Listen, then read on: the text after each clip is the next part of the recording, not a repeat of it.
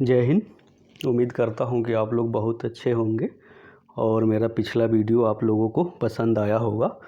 दोस्तों, मैंने जीत आई शॉर्ट्स के नाम से एक नया यूट्यूब चैनल बनाया है जिस पे शॉर्ट वीडियो और शॉर्ट फैक्ट अपलोड किए जाएंगे, जिसका लिंक डिस्क्रिप्शन बॉक्स में दे दिया जाएगा। अगर आप चाहें तो जाकर सब्सक्राइब कर सकते हैं।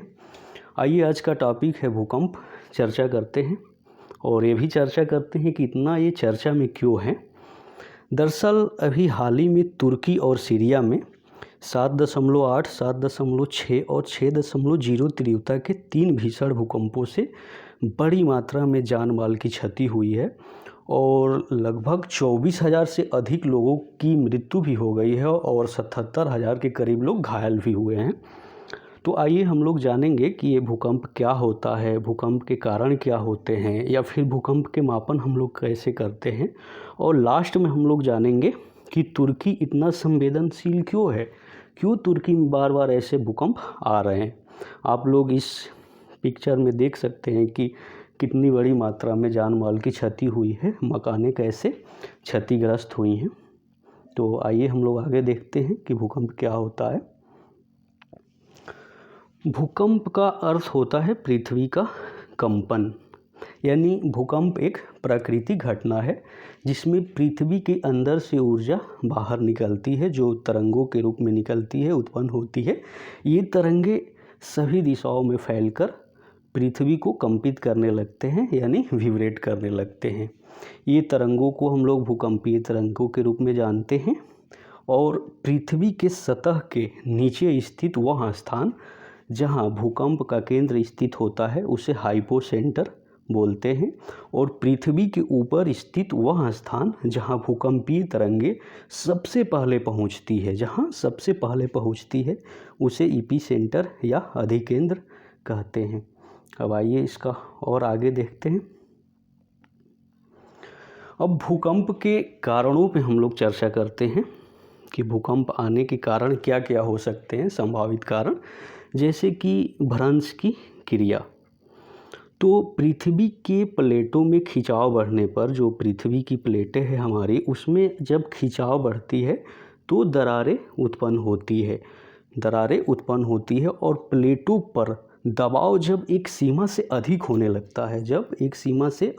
लगता है, तब ये प्लेटें टूट जाती है, क्षतिग्रस्त होने लगती है। इसके प्रभाव से आसपास के क्षेत्रों में चट्टानों के खिसकने से भूकंप आ सकते हैं। तो एक तो वजह ये हो गई भ्रंश की क्रिया, और दूसरा वजह ये हो सकता है प्लेट टेक्टोनिक। तो प्लेट टेक्टोनिक के आपस में टकराने से झटके उत्पन्न होते हैं, जिसके द्वारा भूकंप आ सकता है या भूकंप आने की संभावना बनी रहती है। अब एक और वजह हो सकता है ज्वालामुखी क्रिया। तो ज्वालामुखी क्रिया में जब पृथ्वी के अंदर से गैसें या फिर गर्म लावा बाहर निकलती है तो आसपास के भूपटल पर बल पड़ता है, जिससे कि कंपन उत्पन्न होने लगती है, पृथ्वी विब्रेट करने लगती है और भूकंप आने की संभावना बनी रहती है।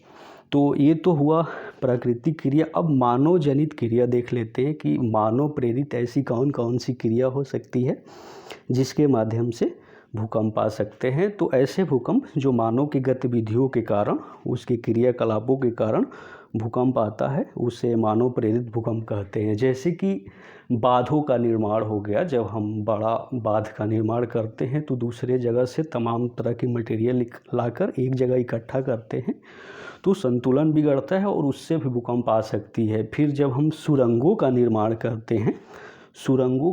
करते हैं तो उसके द्वारा भी भूकंप आ सकती है। और आपने सुना होगा जब हम लोग कभी कभी पहाड़ों पे विस्फोट करते हैं। अब विस्फोट क्यों करते हैं?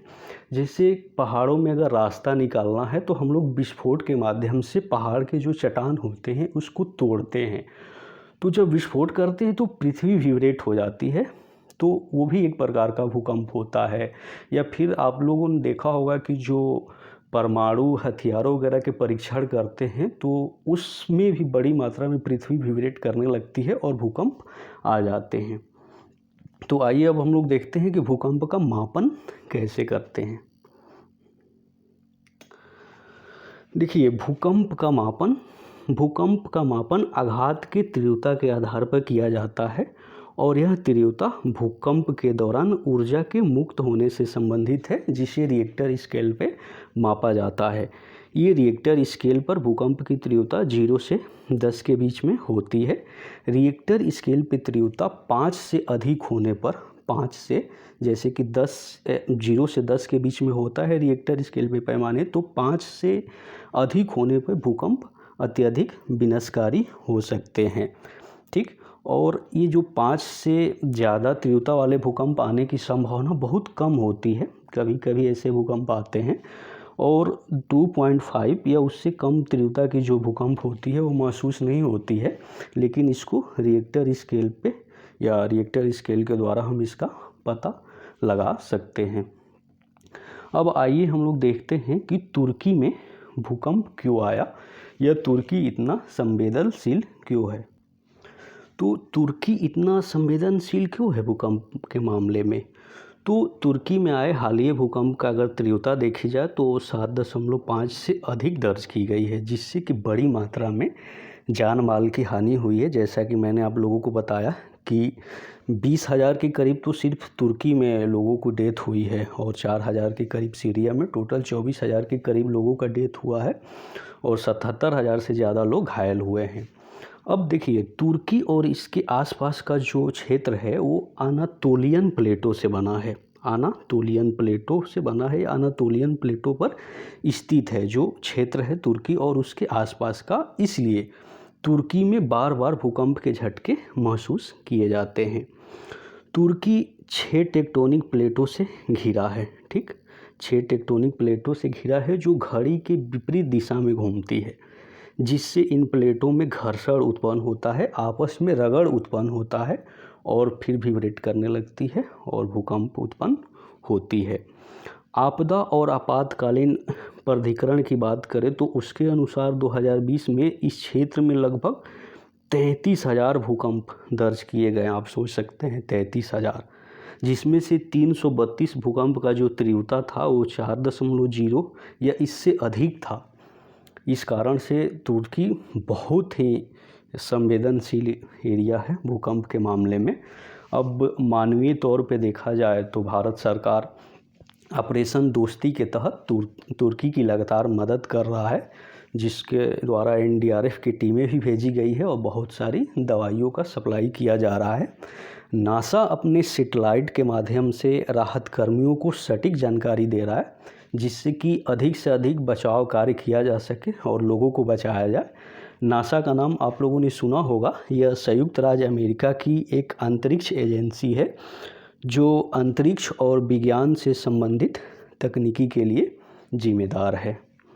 तो मैं उम्मीद करता हूँ कि ये वीडियो आप लोगों को पसंद आया होगा और आप लोग वीडियो वॉच करिए। फिर मैं किसी टॉपिक पे जल्द से जल्द वीडियो लेकर आऊँगा। धन्यवाद।